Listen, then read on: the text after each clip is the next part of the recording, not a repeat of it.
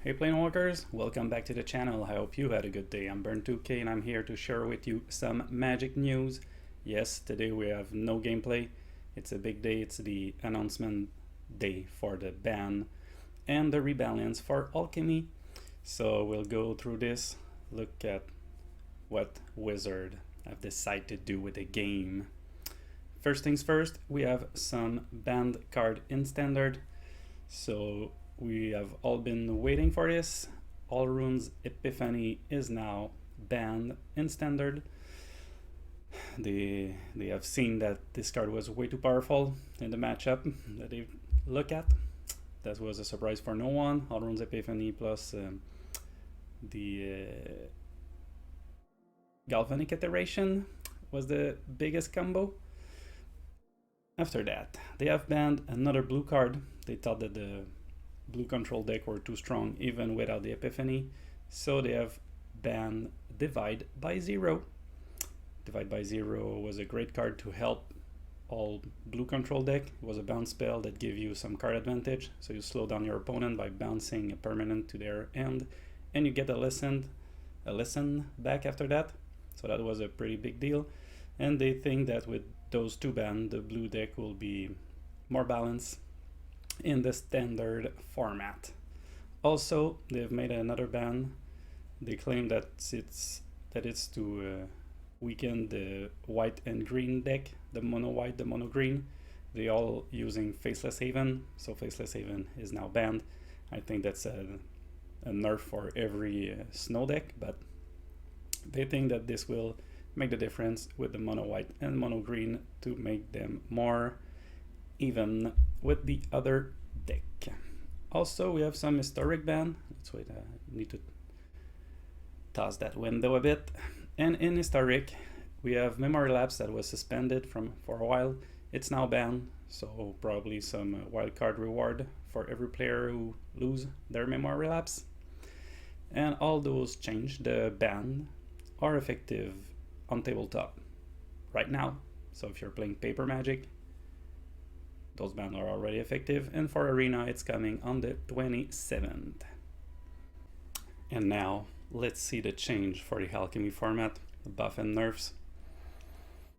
They've said in the announcement that they want to make the venture to the dungeon mechanic a little bit stronger. A lot of cards were at the mana cost of 3, and that gives some trouble to venture into the dungeon, and some cards were not strong enough. So they've buffed a lot of cards in link with the venture into the dungeon. So first things first, we have Acerarak, the Archlynch.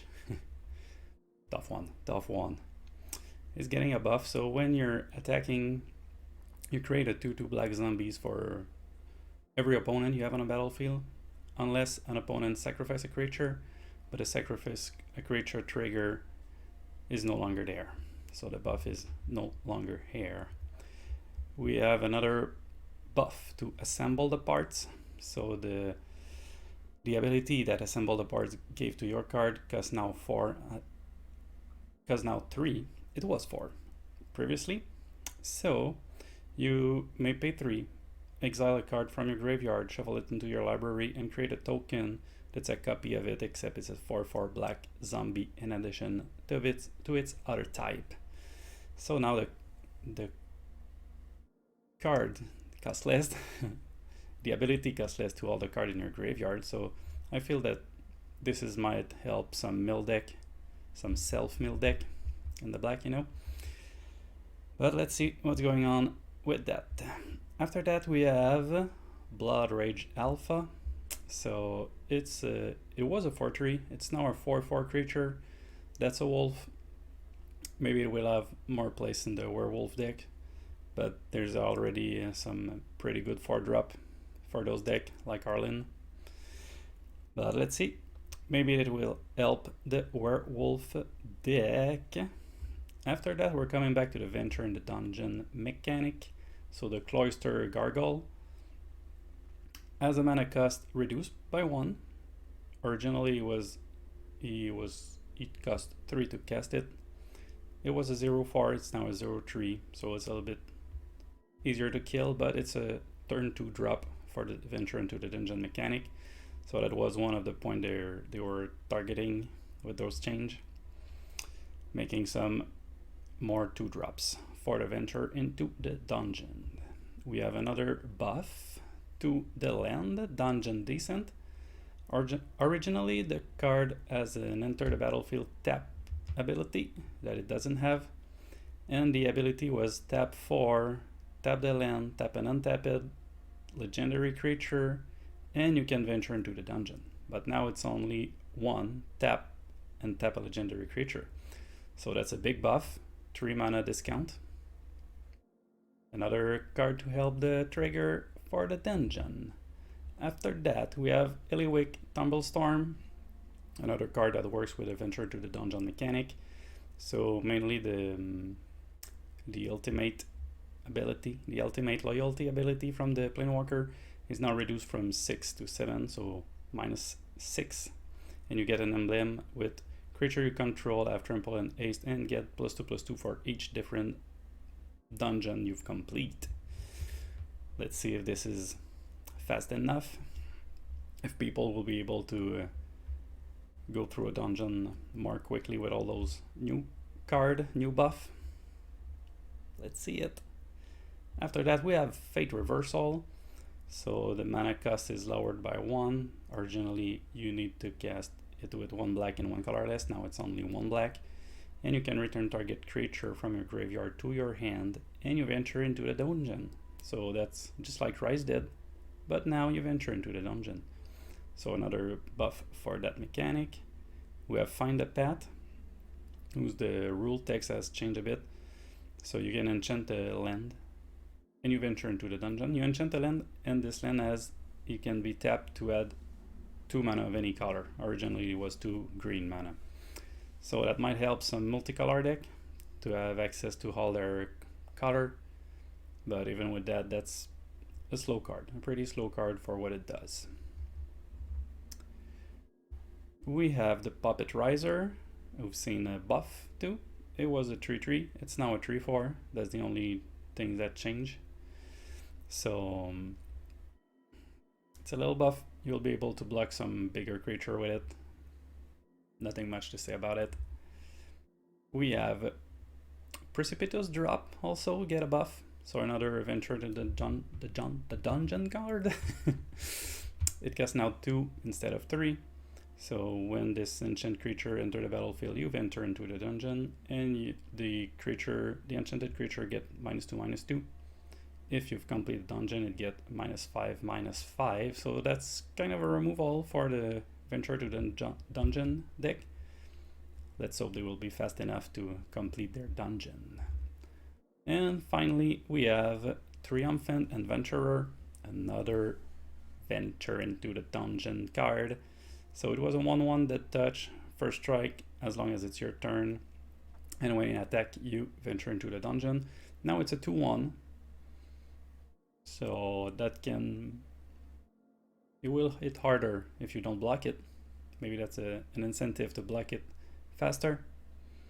But you need to block it with 2 creatures since you have first strike, dead touch. Oh, now you need to block it with 3 creatures to get rid of it. It will be a pain. It will be a pain. So that was the last card for the venture into the dungeon mechanic. Now we have some other card adjustment. Just as we've seen in the ban list, Divide by Zero got a nerf. So now Divide by Zero will only make you learn if you divide a spell or permanent with mana value 4 or less. So if you're dividing some big spell, you won't have the learn ability. This is not really good for Divide by Zero, and not good for the blue decks in general.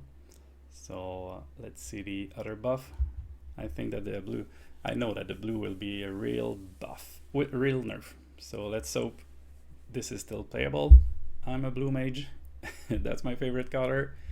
I'm taking a hard strike on it. Okay, we have also the Fearsome Whelp. So the Fearsome Whelp gains haste.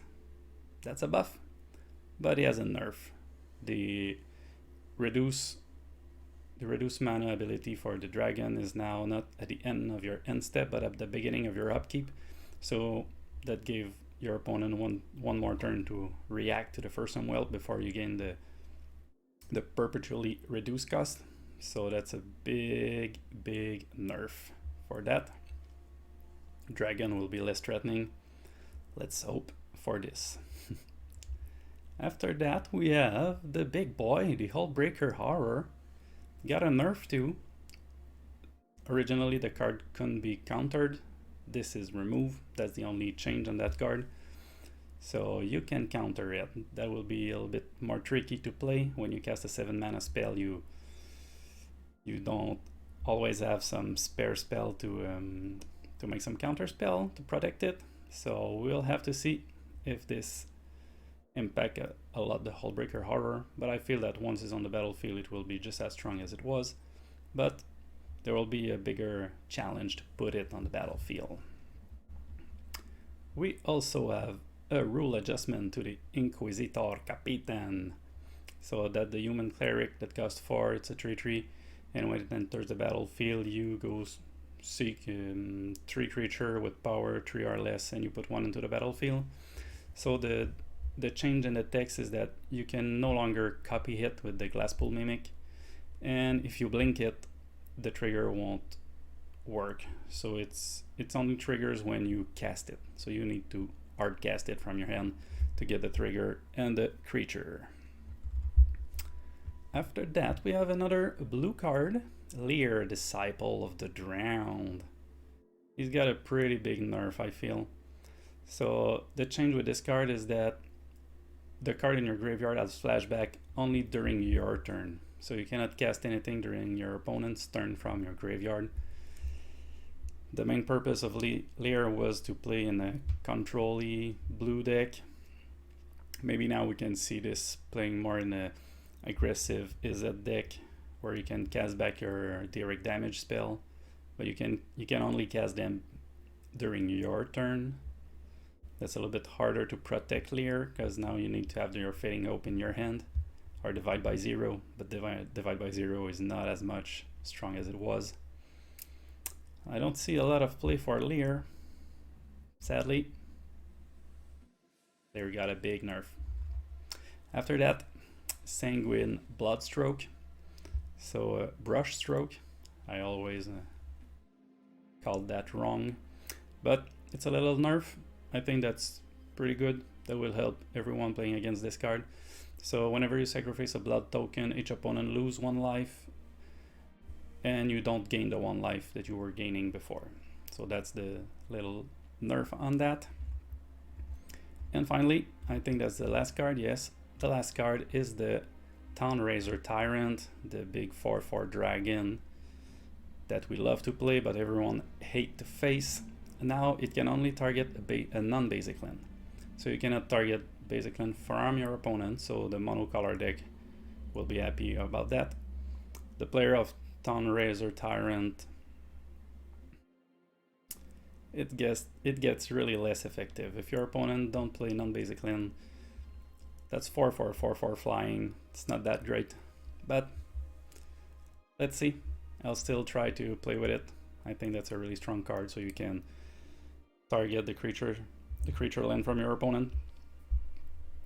Let's see if it still see play if you don't have the first whelp, the Townraiser Tyrant getting a nerf too. That's a hard hit on the dragon, but they were really strong. So that's it for the Alchemy modification. I hope you've enjoyed seeing this with me. I'll see you in the next video with some gameplay, surely, probably with the new Alchemy format. I'm really happy. I'm really happy, except that all my blue cards got nerfed. But that's really good. I think that's great for the game that have some change like that, and I really look forward for the new meta to be shaped. See ya!